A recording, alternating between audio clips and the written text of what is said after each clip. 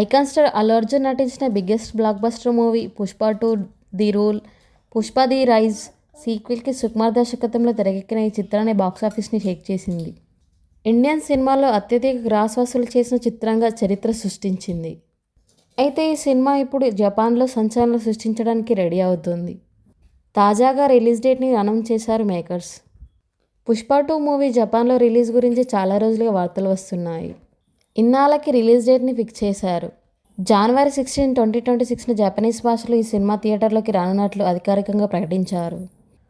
పుష్ప కుండెన్ అనే పేరుతో ప్రేక్షకుల ముందుకు తీసుకురానున్నట్లు ఓ పోస్టర్ని రిలీజ్ చేశారు మేకర్స్.